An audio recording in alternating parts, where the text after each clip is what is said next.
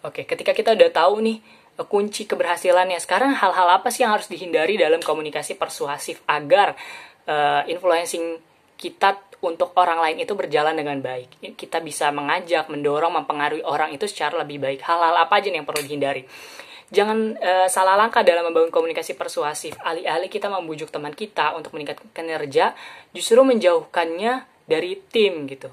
Seperti yang sudah disinggung sebelumnya, pada course sebelumnya, ada hal-hal yang harus dihindari dalam membangun komunikasi persuasif. Yang pertama itu adalah memotong pembicaraan. Seringkali kita nggak sabar gitu mendengarkan cerita orang lain. Tak sadar kita malah memotong pembicaraan lawan kita. Nah, sebaiknya hindari hal-hal yang kayak gini nih. Fokus dan dengarkan curhatan dengan sabar. Nggak perlu nih kita tergesa-gesa dalam merespon, memberikan solusi, atau pendapat. Kemudian yang kedua adalah berasumsi. Nggak perlu berasumsi terhadap temanmu yang sedang berbicara gitu. Kalau ia sudah selesai berbicara, tanyakan hal-hal yang kurang kamu mengerti. Jangan bikin asumsi sendiri gitu. Jangan menggiring hal-hal yang menjadi tanda tanya gitu. Tanyakan gitu yang kurang kamu mengerti. Berikan waktu dia untuk menjelaskan. Yang ketiga adalah nada suara tinggi.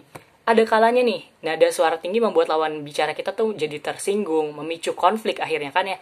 Meskipun rekan kerja kita, sesama tim kita tuh berbicara menggebu-gebu, bernadanya tinggi gitu. Sebisa mungkin kita jangan terpancing menggunakan nada tinggi juga gitu.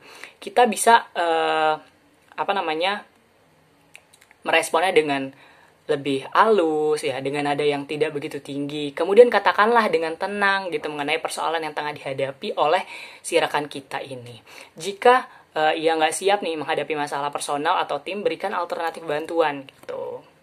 Dan cara yang keempat atau cara yang terakhir adalah berpikiran yang tertutup.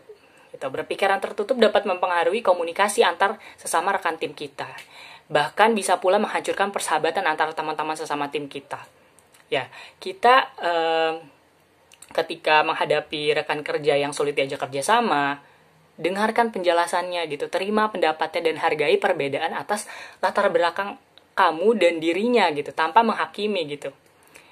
Sekarang kan lagi tren gitu ya, bukan lagi tren, maksudnya udah menjadi sebuah realitas gitu ya.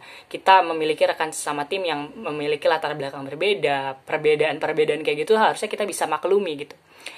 Jika kalian ini masih berpikiran tertutup atas hal-hal apa yang terjadi pada teman sesama tim kita, mungkin justru kamu yang perlu memperluas pengetahuan dan sudut pandang.